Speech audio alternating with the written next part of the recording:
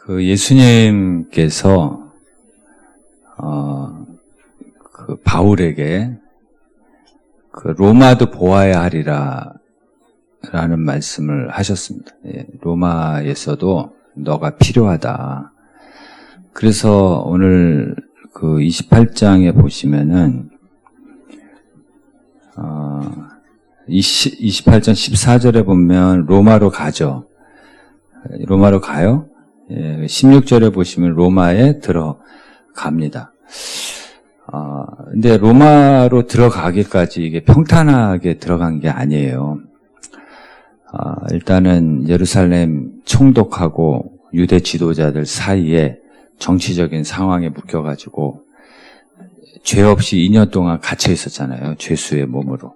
그러니까 바울은 자유의 몸으로 로마로 가기를 원했는데, 근데 결국 죄수의 몸으로 로마로 갑니다.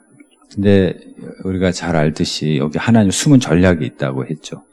자유의 몸으로 갔으면 바울은 죽었죠. 왜냐하면 바울을 죽이고자 하는 암살 특공대가 조직되어 있었거든요. 그 바울이 이해할 수가 없었지만 결과적으로 보니까 하나님이 옳은 거죠. 하나님이 옳았던 거죠. 가다가 또 풍랑을 만났어요. 근데 선장과 선주의 욕심으로 바울은 가지 말자 그랬거든요, 지금. 근데 이 사람들 욕심으로 그냥 출항을 시켜서 풍랑을 만났거든요. 이것도 억울하죠. 예, 죄수의 몸으로 가는 것도 억울했는데 자기는 반대했는데 이 선장의 욕심 때문에 풍랑을 만난 거잖아요. 근데 이 풍랑 속에서 위치가 바뀌어요. 죄수인 바울이 지도자가 됩니다. 그래서 275명의 생명을 다 살려요. 예, 놀라운 일이 일어난 거죠. 그리고 바울이 얘기한 대로, 하나님이 바울에게 말씀한 대로 한 섬에 걸리죠. 멜리데라고 하는 섬에. 근데 그 많은 사람들 중에 바울이 독사에게 물리는 거예요. 예. 근데 또 왜 하필이면 나냐 할 수 있잖아요. 그래 독사에게 물렸는데 아무 이상이 없는 거예요. 그래서 사람들이 도리어 뭐라 그래요? 이 사람 신이다. 예, 막 신이다 하고 생각을 바꾸는 거예요. 그리고 그 후에 또 추장의 아버지가 열병에 걸립니다. 근데 바울을 통해서 그 열병을 고쳐주신 거예요. 당시에는 추장 한 사람이 예수 믿으면 온 부족이 예수 믿는 것과 마찬가지거든요. 그러니까 멜리데 섬 전체의 사람들에게 복음을 전할 수 있는 오히려 기회가 된 거예요. 이런 과정을 보면서 이런 275명이 배 안에 있는 예수님을 안 믿었겠습니까? 그리고 바울을 통해서 그 섬 사람들이 275명에게 극진한 대접을 하는 거예요. 그리고 좋은 게 하나도 없어요. 좋은 게. 예, 풍랑, 독사, 죄수, 열병 좋은 게 하나도 없는데 하나님이 다 좋게 하셨어요. 예. 그러니까 오히려 풍랑 속에서 역사하시고 독사를 통해서 역사하시고 열병을 통해서 역사하셔서 정말 275명이 증인이 되는 거예요. 증인이 되는 엄청난 간증을 만들어서 하나님 로마로 지금 들어가게 하신 거예요. 예, 그러니까 이것이 하나님의 큰 그림이 있었던 거죠. 그러니까 바울의 뜻대로 된 거는 하나도 없었는데 그렇다고 안 된 것도 없고 바울이 자기가 의도한 대로 된 게 하나도 없는데 근데 자기가 의도한 대로 된 게 하나도 없잖아요. 근데 더 잘 됐어. 예, 그러니까 하나님은 항상 옳아요. 예, 하나님에게는 더 좋은 방법이 있고 하나님은 좋으신 하나님이시고 여러분에게 좋은 것을 주시기를 원하시는 하나님이시라는 것을 여러분 믿으시길 바랍니다. 그래서 형통이라는 게 뭐냐면 의심하지 않는 능력이에요. 하나님을 신뢰하는 능력이에요. 하나님을 신뢰하는 만큼 그 사람의 인생이 형통해지는 거예요. 왜냐하면 내 뜻대로 안 되고 하나님의 뜻대로 더 잘 될 것을 믿는 것이 그게 형통이에요. 그게 하나님의 섭리거든요. 그래서 신앙은 하나님은 항상 옳습니다. 하나님에게 더 좋은 방법이 있습니다. 예, 더 좋은 것이 기다리고 있습니다. 이것이 하나님의 본심이에요. 예레미야가 3장 33절. 하나님의 본심은 뭐예요? 여러분을 고생하게 하고 근심하게 하는 게 본심이 아니고 하나님의 본심은 뭐예요? 예레미야 29장 11절에 재앙이 아니라 평안이고 여러분의 미래와 희망을 주기 위한 거. 이게 하나님의 본심이에요. 할렐루야. 그 강호동 씨가 이제 자기 젊었을 때 얘기를 하는데, 마산에, 그때 뭐 시골에, 마산 어떤 한 시골 지역에 살았나 봐요. 근데 자기가 경험한 가장 높은 층이 10층이었대요. 8층이가 10층이었대요. 이게 그 10층에서 바라본 높이가 세상의 전부라고 생각을 했대요. 근데 어느 날 엠파이어 빌딩을 한번 가게 됐대요. 자기가 울었대요. 야, 10층이 전부인 줄 알았는데 이런 세상이 있구나 하면서 자기가 울었다고 합니다. 여러분, 하물며 하나님의 천지창조의 세계는 얼마나 대단하겠어요. 우리가 상상도 할 수 없는 하나님의 세계가 있다라는 거죠. 예. 그런데 왜 하나님을 신뢰하지 못합니까? 첫 번째는 욕심 때문에 그래요. 욕심. 세월호가 왜 침몰했어요? 그게 규제를 무시해서 그래요. 안전 규제. 규제라는 거는 사고를 예방하는 거거든요. 근데 이 돈을 더 벌기 위해서 규제를 무시하고 배를 변형시킨 거예요. 그리고 공무원들은 뇌물을 받고 눈 감아주고, 예, 그리고 규제를 풀어주기도 하고 허술하게 만든 거예요. 그러니까 욕심에 눈 멀었다 그러잖아요. 욕심에 눈 멀고 눈이 어두워지고 서로 눈 감아주고, 그게 참사가 일어난 거예요. 세월호에 참사가 일어났다는 거예요. 그게 다 자기 뜻대로 됐어요. 자기 욕심대로 되었는데 그게 세월호 참사예요. 그러니까 여러분 욕심대로 되면 인생에 참사가 일어납니다. 여러분 욕심대로 되면 안 돼요. 예, 하나님의 뜻대로 돼야지 그게 형통한 인생이지. 욕심이 다 망치는 거예요. 예, 어떤 친구가 복권을 사가지고 자기 절친에게 나눠줬어요. 절친이 그 얘기를 하는 거예요. 내가 1등에 당첨이 되면 너한테 2억을 줄게 그랬어요. 당첨될 줄 모르고 그렇게 얘기를 한 거죠. 무슨 말을 못 하겠어요. 예. 근데 당첨된 거예요. 근데 이 친구가 돈을 안 주는 거예요. 예. 그래서 소송했어요. 소송. 예. 그러니까 여러분, 예. 욕심 앞에 의리가 어디 있어? 예? 욕심이 더 크면 절친이 어디 있어? 예, 의리도 무너지고 절친도 다 무너지는 거예요. 욕심이 크면. 욕심이 크면은요, 가족도 안 보여요. 예? 결혼도 사랑으로 하는 게 아니라 조건으로 결혼하면 그 조건이 무너지면 어떻게 되겠어요? 예, 그 관계도 깨지고 무너지는 경우가 얼마나 많아요. 그래서 사랑하는 마음보다 욕심이 더 크면 자식도 안 보이고 부모도 안 보이고 부부도 안 보이는 거예요. 욕심이 다 망쳐놓는 거예요. 부산의 한 의사 이야기인데 이분이 병원 개업을 했어요. 병원의 위치가 너무 좋고 사람도 많이 오고 그래서 사람들이 보기에 성공한 의사다 이렇게. 그러면 감사해야 되잖아요. 만족하고 의사라는 사명을 더 잘 감당하고 이래야 되잖아요. 그 돈을 막 벌게 되니까 돈을 번다고 욕심이 더 생긴 거예요.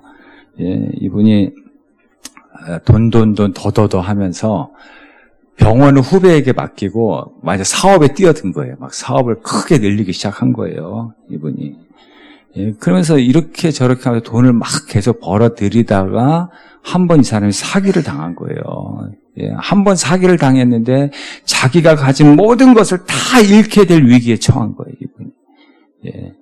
그 결국 이분이 스트레스로 뇌졸중에 걸리고 결국 사망했어요. 의사인데. 예. 그래서 여러분 내려놓지 않으면 내려앉아요. 예. 아니 내가 들 수 있는 만큼만 들어야지. 내가 들 수 없는 무게를 들고 이걸 내려놓지 않으면 결국 인생이 내려앉는 거예요. 그래서 잘 될 때 조심해. 잘 될수록 욕심을 자꾸 덜어내야 돼.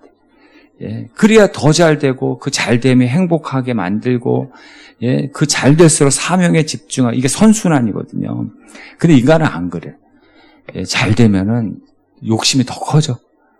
예, 그래서 더 크고 더 높고 더 많은 걸 추구하다가 한 번에 넘어지면 이제 한 번에 넘어지는 경우가 얼마나 많습니까? 그래서 요한계시록에 2가지 성이 나온다 그랬죠.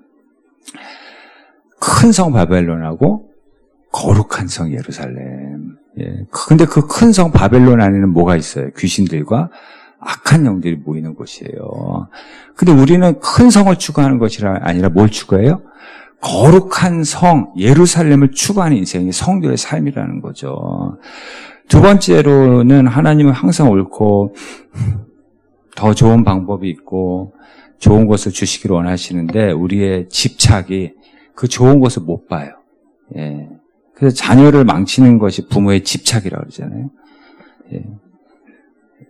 냅도가 안 된다는 거예요. 내비도가 안 돼. 예. 부모의 뜻, 내 뜻 고집하고 내 뜻을 밀어붙이고 내 뜻을 강요하는 게 결국 자녀를 망친다 그러잖아요. 예. 서로의 관계가 다 깨지고 예. 자녀도 망치고 관계도 깨지고 그런 가정도 의외로 많습니다. 우리가 자녀들에게 그런 얘기하죠. 너 태도가 그게 뭐냐고. 그게 아니라 자녀를 대하는 내 태도, 부모의 태도에 대해서 오히려 기도하고 회개해야 돼요. 나부터 자세 교정을 해야 돼요. 그래야지 자녀의 자세도 달라지는 거지. 우린 자녀 보고만 태도가 뭐냐 그러지. 내 태도에 대해서는 돌아보질 않아요. 왜 애가 저렇게 됐는지. 여러분 5살짜리는 뒤꿈치부터 걷는데요. 사뿐사뿐이 안 된대요. 그래서 소리가 날 수밖에 없대요. 그게 층간소음의 원인이 되잖아요. 발바닥부터 안 된대요. 사뿐사뿐이 안 된대요. 예. 그래서 층간소음이 일어나는 거예요. 그러니까 배려할 줄을 모르는 거지, 5살짜리는. 그게 전부예요. 근데 부모의 마음이, 제 마음이 5살이에요. 배려가 안 돼. 좋고 나쁜 것을 그냥 다 쏟아내, 그냥. 예, 쿵쿵, 쾅쾅 소리가 나는 거지, 그러니까. 그냥 다 쏟아내, 그냥. 그러니까 매일 자식하고 층간소음이 일어나는 거예요. 예. 아이들은 집착합니다. 집착은 어린아이일수록 집착이 강해요. 예. 그래서 막 자기가 원하는 거 안 사주면 막 뒹굴고, 막 보채고 막 그러잖아요. 그게 집착이죠. 그래서 어떤 애는, 집착이 진짜 강한 애는 자기가 정말 좋아하는 장난감을 부모가 사주면은 이게 계산대 내려놔야지 그게 자기 게 되잖아요. 못 내려놔. 예, 끝까지. 예, 이거 뺏어갈까봐. 예, 내려놔야 되는데, 그래야지 진짜 자기 게 되는데, 근데 우리의 마음도, 제 마음도, 엄마 아빠의 마음도 5살이야. 내려놓지 못해. 예, 내려놓지 못해요. 예. 그러니까 매일 부모와 자식 사이에 층간소음이 매일 발생하는 거예요. 세 번째는 하나님을 신뢰하지 못하는 이유가 고정관념이에요. 베드로가 사도행전 10장에서 주여 그럴 수 없다고 얘기하죠. 예? 자기가 뭔데 하나님이 저 사람 깨끗하다 그랬더니 자기가 더럽대. 예. 이게 우리예요, 우리. 하나님보다 더 깨끗하려고 그래. 하나님이 저 사람 괜찮은 사람이야. 근데 내가 더럽다 그런 거야, 내가. 그러니까 자기 생각에 갇혀 있어서 이방인은 더럽다. 이방인은 상대하면 안 된다. 예, 자기 고정관념과 자기 생각을 내려놓지 못하는 거기에 갇혀가지고 하나님도 틀렸다고 하는 게 베드로예요. 베드로가 그렇다면 우리는 안 그렇겠습니까? 그래서 자녀들하고 갈등이 일어나는 것도 다 부모의 고정관념이 이게 원인인 경우가 많아요. 어릴 때는 애들이 문 닫지 말라 그러죠. 무섭다고. 근데 중학생쯤 되면은 문 닫지 마 무서워했던 애가 문 열지 말라 그래요. 신경 쓰인다고. 이게 정상이에요, 비정상이에요? 정상이죠. 정상이죠. 근데 15살 중학생인데 엄마 무서워 문 닫지 마 그러면 이렇게 병원 가봐야 돼요. 예. 그게 섭섭할 게 아니라 얘가 크고 있구나 하고 감사해야 될 거라는 거죠. 제가 애들 키운 결과로는 진짜 똑같이 4학년 되니까 안 따라다녀요. 엄마 아빠 안 따라다녀요. 3학년쯤 되니까 갈등이에요. 갈까 말까. 4학년부터는 아예 대놓고 안 가요. 예. 근데 4학년인데 엄마 어디가? 나 혼자 두지 마. 이러면 이게 정상이에요, 비정상이에요?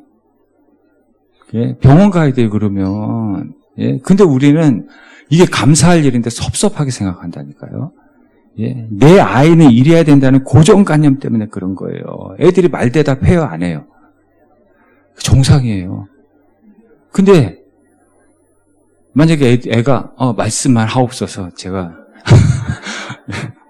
시키는 대로 다 하겠습니다. 그 병원 가봐요. 예, 그게 비정상이지. 예. 그러면 아이들이 친구들하고 노는 게 좋아요? 엄마하고 노는 게 좋아요? 아빠하고 노는 게 좋아요?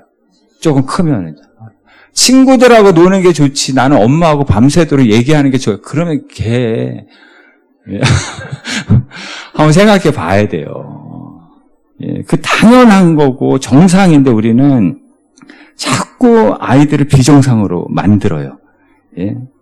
그 엄마가 비정상이에요. 자꾸 내 자식은 이래야 된다는 고정관념에 갇혀가지고 20살은 이래야 되고 30살은 이래야 되고 예? 세상에 던져진 고정관념에 갇혀가지고 예? 타임머신 타고 옛날로 돌아가 보세요. 예? 나는 안 그랬어요. 나는 더 했으면서 예? 그 아이들은 정상인데 자꾸 나의 고정관념이 문제라니까요. 제가 며칠 전에 제가 모기한테 물려서 모기가 잘 물어요. 그래서 제 가렵잖아요. 너무 가려운 거예요. 손으로 막 긁으니까 또 이렇게 안 좋잖아요. 그래서 물파스 어디 있냐고. 버물 이런 거 있잖아요. 그래서 분명히 어제까지 있었거든요. 근데 없어요. 그래서 큰애가 가져갔나 보다. 안 가져갔대. 그래서 분명히 어제도 있었는데 자꾸 아내에게 어디 있냐고 자꾸 물어보는 거예요. 나도 모르게 자꾸 어디 있냐고 가려우니까. 야, 그러면 둘째가 가져갔나? 자꾸 결국은 하나 다시 샀어요. 근데 아직 제가 고백을 못했는데 어젯밤에 제 가방에 있더라고요. 제가 창피해서 아직 고백을 못했는데 내가 문제예요. 내가 문제. 예. 여러분 인생도 마찬가지. 예. 성공은 이런 것이고 실패는 이런 것이고 내 나이에는 이런 것이 이런 다 이런 고정관념이 하나님을 원망하게 하고 서로를 원망하게 하고 세상을 원망하게 하고 내 욕심과 집착과 고정관념이 하나님의 큰 그림, 하나님의 거대 담론을 못 보게 하는 거예요. 예. 그래서 네 번째로는 욕심과 집착과 고정관념을 이기는 비결은 뭐냐면 누가 이길 수 있냐. 하나님을 신뢰하는 만큼 이길 수 있어요. 예, 신뢰하는 만큼. 그러니까 지금 사도 바울은 자기 뜻대로 된 게 하나도 없는데도 계속 복음을 전하잖아요. 계속 순종하며 복음을 전하잖아요. 하나님의 뜻대로 더 잘 될 것을 믿고 가잖아요. 예, 지금 그 30절에 보시면 여기 셋집이라는 말이 나오죠. 사실은 처음에는 감금 상태였어요. 깊은 감옥의 감금 상태였는데 바울에게 호의를 베풀어서 연금 상태, 가택 연금 상태로 호의를 베풀어 준 거예요. 그러니까 바울은 자기가 연금 상태든 감금 상태든 이런 상태에서도 계속해서 복음을 전하는 거예요. 살아내는 거예요. 그리고 어떻게 가르쳐요? 31절에 거침없이 담대하게. 지금 거치는 것이 너무 많잖아요. 예? 방해되는 게 너무 많잖아요. 근데 거침없이 담대하게 계속해서 복음을 중단하지 않는 거예요. 그 일을 계속 해 나가는 거죠. 이 로마의 감옥에서 쓴 게 에베소서, 빌립보서, 골로새서, 빌레몬서예요. 빌립보서는 기쁨의 서신이야. 나중에 마음이 슬플 때 기쁨의 서신 빌립보서 읽으면서 기쁨이라는 단어가 몇 번 나오는지 한번 찾아보세요. 아니 어떻게 이 로마의 감옥에 갇혀가지고 기쁨의 서신 빌립보서를 쓸 수 있을까요? 이거 하나님을 신뢰하니까 가능한 거예요. 이게 원망에 갇혀있고 자기 생각에 갇혀있으면 그냥 그 자리가 무덤이 되는 거예요. 예, 아무것도 할 수가 없어요. 여러분 아무리 좋아하는 일을 해도 하기 싫은 일이 30%는 거기 포함되어 있다고 합니다. 그러니까 30% 내가 하기 싫은 그것을 극복하고 계속해야만 내가 좋아하는 일을 평생 계속 할 수 있는 기회가 주어진다라는 것이죠. 그래서 인생은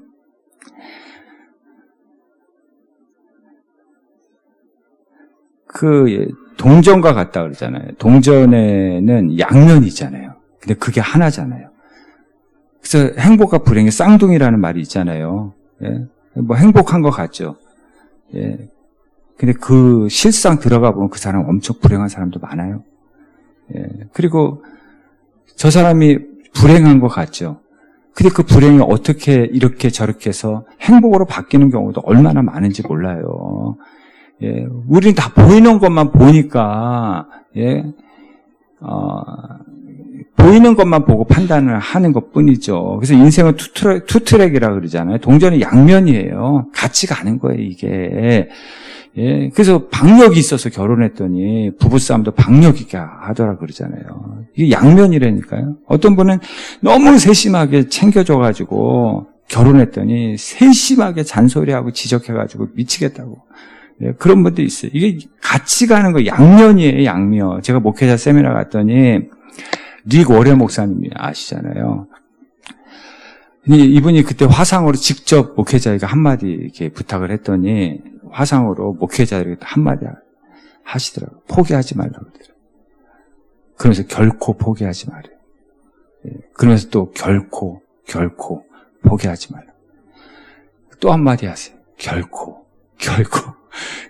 포기하지 말라고. never give up. 이걸 계속 강조하는 거예요. 예. 여러분, 세계적인 목사님이시고, 가장 큰 교회 목사고, 존경받는 목사인데, 이분이 간질 증세가 있잖아요. 예. 그 아내는 암투병 하잖아요. 자기 사랑하는 하나밖에 없는 아들, 20대에 그것도 부활절 날 아침에 자살했어요. 예. 근데 그분이 포기하지 말라고 하니까 할 말이 없더라고요. 예.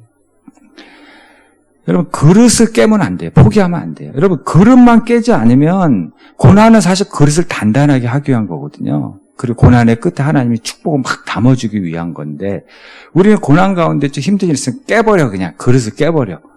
그럼 나중에 어떻게 담아요? 담을 그릇이 있어야지 담죠.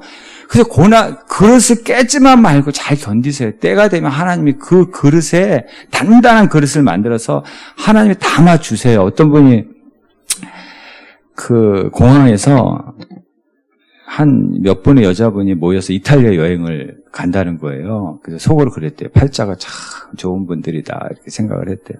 나중에 알고 보니까 이분들이 5년 동안 매달 10만 원씩 모아가지고 남들이 볼 때는 팔자 좋다? 그게 아니라 이분이 5년 동안 매달 10만 원씩 차곡차곡 쌓아가서 이탈리아 로망을 실현한 거예요. 이탈리아 낭만을 실현한 거예요. 여러분, 매일 쌓은 그 힘이 있어야지. 매일 차곡차곡 쌓인 그 힘이 여러분의 인생의 로망을 이루어주는 거예요. 할렐루야. 차곡차곡 쌓인 하루하루가 그게 인생의 로망을 만들고 낭만을 만드는 것이지. 그러다가 이제 차곡차곡 쌓다가 기분 나빠. 다 깨버려. 엎어, 그냥. 자존심 상해. 에이, 나 안 가. 누구 이야기 하는 거 같죠. 다 한 번씩. 자존심 상해. 다 엎어. 깨버리면 담을 수가 없어요, 그 다음에. 그러니까 힘들고 자존심 상해 기분 나빠서 깨지만 마세요. 그러면 깨버리면 로망도 없고 낭만도 없어요. 우리가 뭐 부모 잘 만나고 사람 잘 만나야 된다고 하면 아니에요. 나를 잘 만나야 돼. 내가 나를. 기분 나쁜 다 깨버리고 자존심 상하면 다 엎어버리는 나를 만나면 그 사람은 나를 잘못 만났기 때문에 영원히 로망은 없어요. 낭만도 없고 꿈은 없어요. 그래서 내가 나를 제일 먼저 나를 잘 만나야 돼요. 나를 잘 만나야지 행복도 있는 거고, 내가 나를 잘 못 만나면, 뭐 어떡해, 인생이 뭐 다 갈등이 있고, 문제의 연속이고, 때로는 기분 나쁘기도 한 거지. 이것만 해결되면 그런 거 없어요. 이제 기분 나쁘고 갈등이 있어도, 차곡차곡 하루하루, 인생을 쌓아 나갈 때가 되면 여러분의 로망이 이루어집니다. 지금 바울이 죄수의 몸으로 갔죠. 갇힌 상태로 갔죠. 풍랑을 만났죠. 바울도 가시가 있었죠. 간질이 있었죠. 누명을 썼죠. 이 상태로 그릇을 깨지 않아. 포기하지 않아요. 이 상태로 그냥 계속 하는 거예요. 계속 복음 전하고. 예, 계속 차곡차곡 복음을 쌓아가는 거, 사명을 쌓아가는 거. 이게 충성이지. 이거 하나님을 신뢰하는 사람만 가능한 거. 신뢰하는 만큼 하는 거예요. 하나님을 신뢰하는 능력이 형통이에요. 그래서 실력 차가 아니라 시간 차라 그랬잖아요. 예, 실력 차이가 아니에요. 그만큼 시간을 투자하지, 나도 투자하면 그만큼 되는 거예요. 예, 그래서 차곡차곡 쌓으면 언젠가 여러분의 인생에도 로망이 이루어져요. 인생은 그대로 가는 겁니다. 예, 언젠가 고난의 깊이만큼 축복의 높이가 올라가는 때가 옵니다. 할렐루야. 예, 여러분, 교회 생활도 마찬가지예요. 서로 잘 맞는 사람이 있고 안 맞는 사람이 있지. 예, 어떻게, 예, 서로 다 잘 맞을 수 있겠어요. 예, 예수님도 심지어 배신하는 사람도 있네요. 그것도 제자가.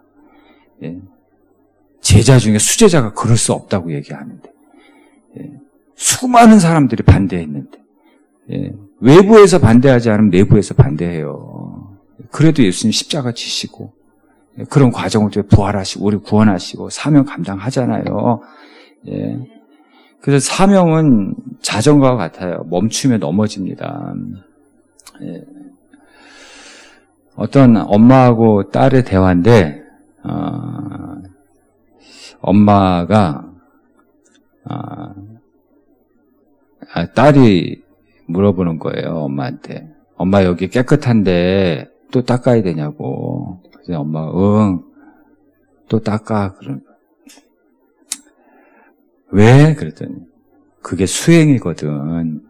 더러운데 닦는 거는 청소고, 깨끗한데 또 닦는 건 수행이야.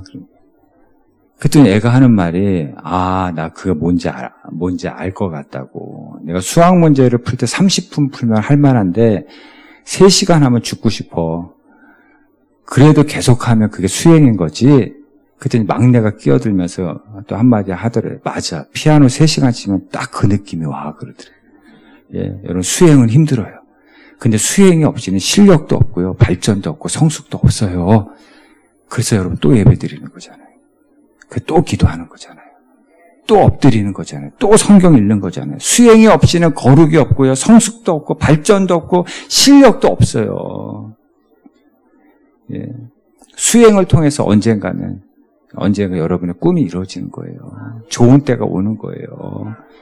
예, 오늘 자녀에 대한 얘기를 좀 많이 했는데, 자녀는 종합 선물 세트라는 말이 있어요. 갓난아기 때는 솜사탕 같아요. 눈에 넣어도 아프지 않을 것 같고, 한 3살 되면 새콤달콤 캐러멜 같대요.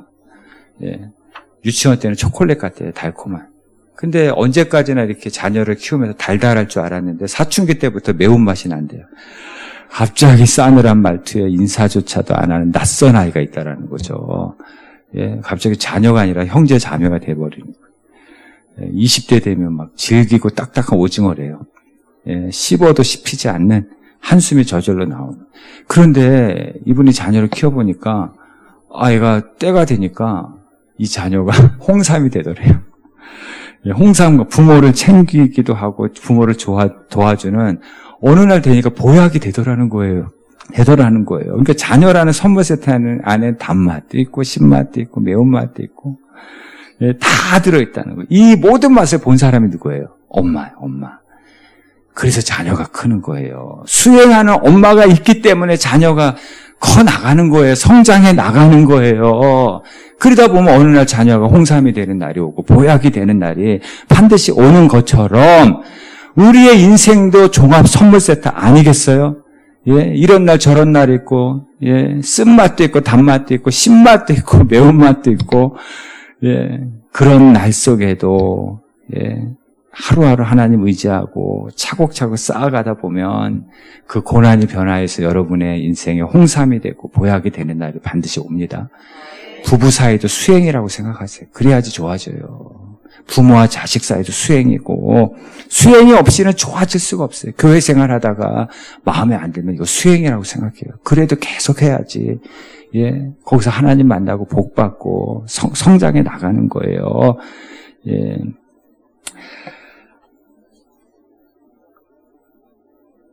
사도행전이 어떻게 끝나는지 한번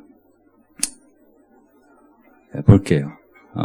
31절 한번 보시면 우리 같이 한번 읽어볼게요. 하나님의 나라를 전파하며 그리스도에 관한 모든 것을 담대하게 거침없이 가르치더라. 사도행전은 결론이 없어요. 진행형으로 끝나요. 그 말은 뭐예요? 사도행전은 지금도 계속된다라는 거예요. 예수님이 피 흘려 사신 교회, 이 교회를 여러분에게 맡겼거든요. 우리에게 맡겼거든요. 사도행전 29장을 쓰라고 맡기신 거예요. 그래서 우리 세례의 의미가 뭐라 그랬어요? 바울을 대신해서 세례를 주는 거라 그랬죠. 베드로를 대신해서 세례를 주는 거예요. 그래서 이제 너가 바울의 역할을 해라. 너가 이제는 베드로의 역할을 해라. 이어서 계속해서 사도행전 쓰라고, 그런 의미가 세례의 의미예요. 우리는 지금 사도행전 29장을 쓰고 있습니까? 사도라는 말에 자기 이름 붙여보세요. 너무 부끄럽지 않습니까? 내가 평안행전 그 29장이에요. 가정행전 그 29장이에요. 1구역 행전, 2구역 행전, 3구역, 4구역, 5구역 행전. 여러분 사도행전 29장을 계속 이어가는